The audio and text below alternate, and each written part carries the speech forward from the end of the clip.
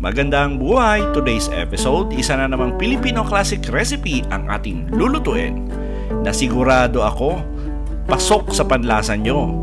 Magluluto tayo ng buto-buto ng baboy na nilagyan natin ng bitsuelas.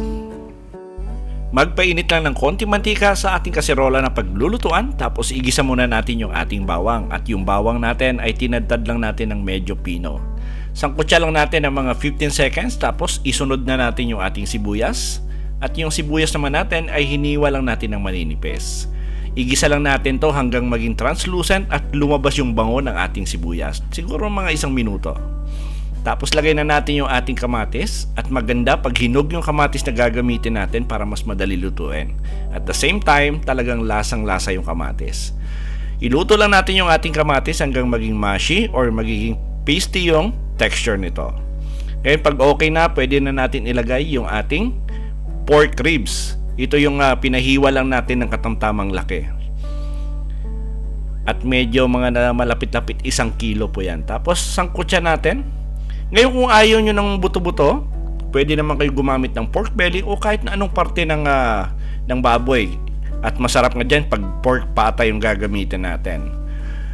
Sinangkutsa lang natin yung ating buto-buto ng baboy na mga 10 minutes hanggang naging brown yung appearance. Tapos lagyan natin to ng patis at ng toyo. And by the way, para sa kumpleto at tamang timbang ng ating recipe, sinulat ko po sa description box. Lagyan natin to ng pamintang durog. At medyo masarap niyan pag medyo marami-rami ng konti yung pamintang durog na ilalagay natin. Tapos pwede na natin isabay rito yung ating bitsuelas or yung ating white beans. And by the way, yung ating white beans ay binabad ko yan sa tubig ng mga 1 oras. Halo lang natin to, tapos pwede na natin lagyan ng ating sabaw. Ngayon depende po yan sa inyo. Kung medyo marami ang kakain, sa sabaw na lang tayo magdadagdag. Tapos gagawin natin dito ay palalambutin natin siguro approximately mga 1 oras.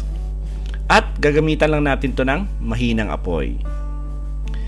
After 1 hour, check nyo yung white beans natin or yung bitsuelas natin. Tapos check nyo rin yung ating buto-buto kung medyo malambot na yung karne. Pag okay na, lagyan natin to ng flavor enhancer. Naglagay ako ng 1 pirasong broth cube. Tapos isunod na natin yung ating carrots at patatas. At samahan na rin natin ng siling pangsigang. Ngayon, palalambutin lang natin yung ating carrots at saka patatas. Siguro approximately mga 6 minutes. After 6 minutes, check natin. Pag okay na yung carrots at saka patatas, lagay na natin yung ating green beans or tawag natin dyan ay Baguio beans. Lagay na rin natin yung ating Baguio pechay.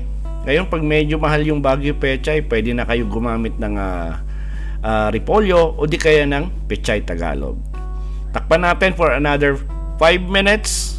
Pakuluan natin ng 5 minuto. After ng 5 minuto, pwede na natin to ilagay sa ating serving bowl at i-enjoy yung ating pork ribs na nilagyan natin ng bitsuelas.